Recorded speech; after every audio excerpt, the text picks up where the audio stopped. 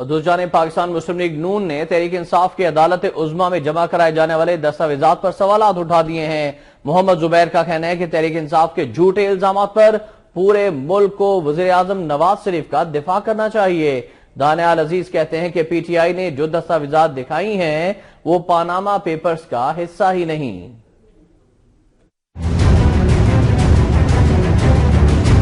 یہ ایک جھوٹ کا پلندہ ہے، یہ یو ٹرن کے ماسٹر ہیں۔ یہ صرف اس لیے کیا جاتا ہے کہ انسٹیٹیوشنز کو پریشر میں رکھا جائے۔ اسلام آباد میں مسلم لیگ نون کے رہنماؤں محمد زبیر، دانیال عزیز اور محسن شاہ نواز رانجھا نے مشترکہ پریس کانفرنس کے دوران تحریک انصاف کی قیادت کو کڑی تنقید کا نشانہ بنایا۔ پی ٹی آئی کی جانب سے سپریم کورٹ میں دستاویزات جمع کرائے جانے پر محمد زبیر نے کہا کہ پی ٹی آئی والے باہر بیٹھ کر عدالتیں نہ لگائیں۔ عمران خان بار بار اس لیے الزامات عائد کر رہے ہیں تاکہ اداروں کو دباؤ میں لایا جا سکے۔ محمد زبیر نے کہا کہ وزیر اعظم اور مسلم لیگ نون کے خلاف جھوٹا پروپیگنڈا کیا جا رہا ہے۔ پورے ملک کو وزیر اعظم کا دفاع کرنا چاہیے۔ آج عمران خان صاحب نے یہ پیپرز ریلیز کیے، پھر آ کے پریس کانفرنس کی، اور یہ صرف اس لیے کیا جاتا ہے کہ انسٹیٹیوشنز کو پریشر میں رکھا جائے۔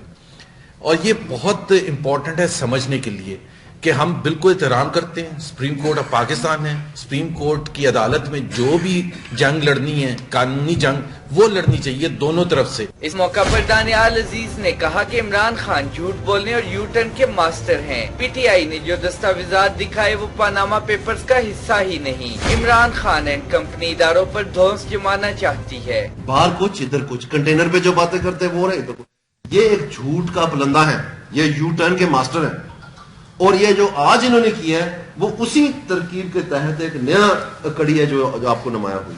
اور یہ سارا آخر کیوں ہو رہا ہے؟ یہ اس لیے ہو رہا ہے کیونکہ روایتی طور پر جو ان کا طریقہ کار رہا ہے، یہ ان کا ایک اسٹیبلشڈ اب ریکارڈ بن چکا ہے کہ اداروں کو، چاہے وہ میڈیا کے ادارے ہوں، چاہے وہ گورنمنٹ کے ادارے ہوں، چاہے وہ عدلیہ ہو، یہ کسی کو نہیں بخشتے، صرف یہی درست ہے اور باقی سب غلط ہے۔ پریس کانفرنس کے دوران محسن شاہ نواز رانجھا نے کہا کہ عمران خان نے منی لانڈرنگ کے معاملے پر جھوٹ بولا، اس لیے چیئرمین تحریک انصاف پر توہین عدالت لگنی چاہیے۔ دستاویزی شواہد سپریم کورٹ میں جمع کرا دیے ہیں۔ نواز شریف منی ٹریل ثابت کر دیں، عدالت عظمیٰ جو فیصلہ کرے گی اسے تسلیم کریں گے۔ اسلام آباد سے رپورٹ کر رہے ہیں ریحان شیخ۔ نواز شریف نے پارلیمنٹ میں جھوٹ بولا، پھر سپریم کورٹ میں جھوٹ بولا قطری کے اوپر۔ مریم نواز شریف بینیفیشری اونر تھی نیلسن اور نیسکول کی۔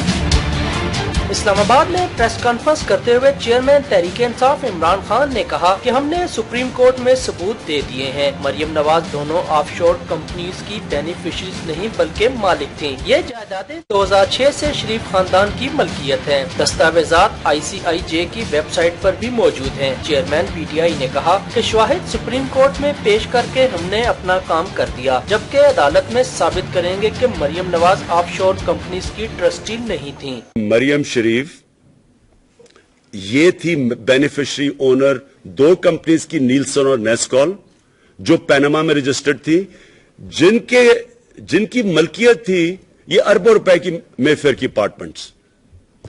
تو جب ہم نے بھی وہ اٹھایا ان کی ویب سائٹ سے، تو وہ جب دکھایا تو انہوں نے عدالت میں کہا کہ یہ ہماری نہیں ہے، یا انہیں کوئی پتہ نہیں ہے اس لیٹر کا۔ عمران خان نے کہا اب نواز شریف منی ٹریل ثابت کریں، جبکہ عدالت عظمیٰ جو بھی فیصلہ کرے گی اسے تسلیم کریں گے۔ میں بڑا مطمئن ہوں، میری جماعت نے جو ہمیں کرنا چاہیے تھا اسے بڑھ چڑھ کے کیا ہے۔ سپریم کورٹ میں بھی ہم نے پبلک میں پورا مشکلیں، ہمارے لوگوں نے ڈنڈے کھائے، جیلوں میں گئے اور ٹیئر گیسنگ کھائی، صرف اس لیے کہ سپریم کورٹ میں اس کی تلاشی شروع ہو گئی ہے۔ میں مطمئن ہوں ہم نے اپنا پورا جو اپنی قوم سے فرض ادا کرنا تھا ہم نے پورا کیا۔ اب عدالت جانے اور نواز شریف جانے۔ کپتان نے کہا کہ پاکستان میں سیاست تحائف پر چلتی ہے، قطری شہزادے کا خط اور ٹرسٹ ڈیٹ بہت بڑا فراڈ تھا، قطری شہزادے کو جیل میں ڈالنا چاہیے۔ یہ ثابت ہو گیا کہ قطری کا لیٹر فراڈ تھا۔ سپریم کورٹ کے سامنے انہوں نے ایک فراڈلنٹ، ایک فورج کر کے ایک ڈاکیومنٹ دی ہے، جھوٹ ہے یہ، بلکہ قطری شہزادے کے اوپر کیس کرنا چاہیے کہ ہماری اس نے عدالت میں آ کے جھوٹ بولا ہے۔ اس کو تو سزا دینی چاہیے، بلکہ اس کو جیل میں ڈالنا چاہیے قطری شہزادے کو، اور ساتھ جس نے لیٹر لکھوایا اس کو بھی جیل میں ڈالنا چاہیے۔ چیئرمین پی ٹی آئی نے ایک بار پھر کہا کہ وزیر اعظم نواز شریف نے پارلیمنٹ اور سپریم کورٹ میں جھوٹ بولا۔ مخالفین تنقید کرتے تھے کہ تحریک انصاف نے کوئی ثبوت نہیں دیے، لیکن ہم نے انہیں غلط ثابت کر دیا۔ کیمرامین عاطف یوسف کے ساتھ ریحان شیخ، وقت نیوز، اسلام آباد۔ رہنما تحریک انصاف جہانگیر ترین کہتے ہیں منروا اور موزیک فونیسکا میں ای میل کے تبادلوں کی تفصیل حاصل کر لی ہے۔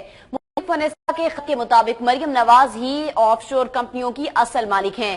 کاغذات میں ٹرسٹی اور حسین نواز کا بھی کہیں ذکر نہیں۔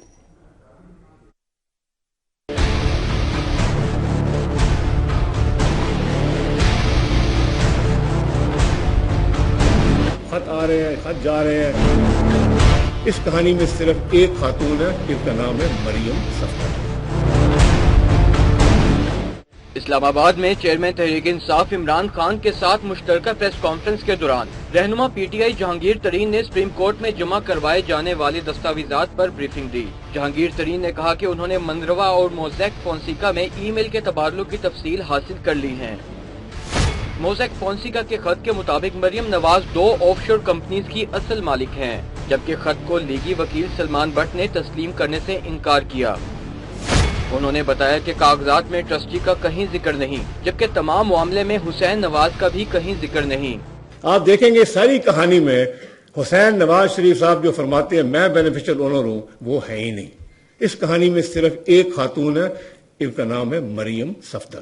خط آ رہے ہیں، خط جا رہے ہیں، منروا کو، موسیک کو، ایف آئی اے کو، یہ تمام چین ہیں، تاریخیں لکھی ہوئی ہیں، مارک لکھے ہوئے ہیں، موسیک فونسیکا کی سیل لگی ہوئی ہے، منروا کی سیل لگی ہوئی ہے، ہر چیز جو ہے اس پہ موجود ہے۔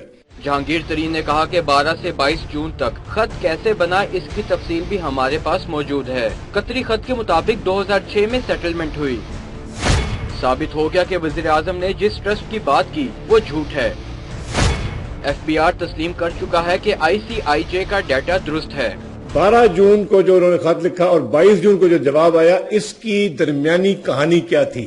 12 جون سے لے کے 22 جون کے درمیان یہ لیٹر کیسے بنا، یہ کس نے بنایا، اس کی کہانی کیا تھی، کیا ہوا؟ ہمارے پاس پوری ایک ای میل چین ہے۔ اس موقع پر جہانگیر ترین نے یہ بھی کہا کہ انہوں نے اپنی آف شور کمپنی کے لیے پیسہ بینک کے ذریعے باہر بھجوایا۔ میرے بچے آف شور کمپنیز کے بینیفیشری ہیں، ان کے نام دستاویزات میں ہیں۔ جب بھی آف شور کمپنی بنتی ہے اثاثے چھپانے کے لیے بنائی جاتی ہے۔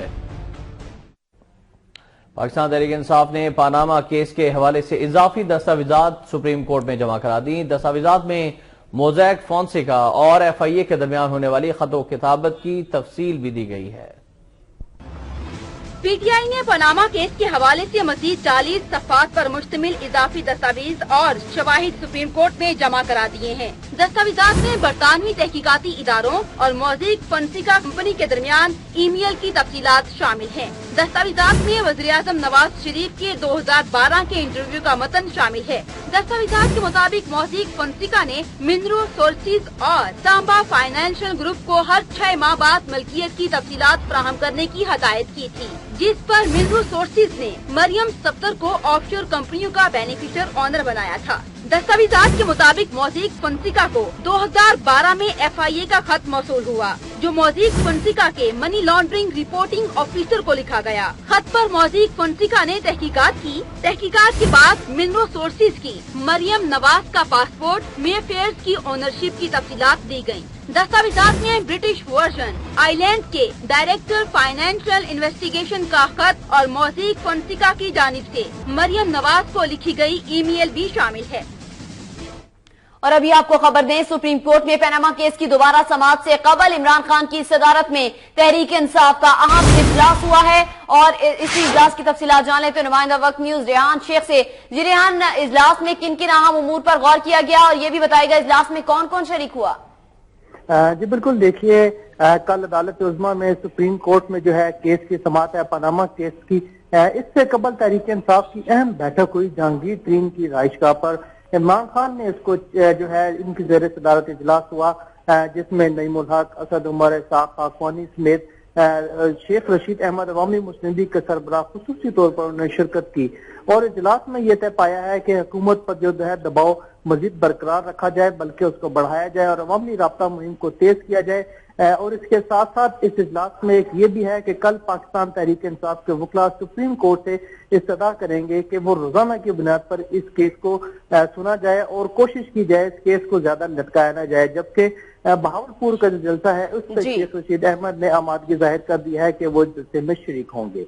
शेख रशीद ने भी इस इजलास में शिरकत की है और अहम उमूर पर बातचीत की गई है। बहुत शुक्रिया रेहान शेख।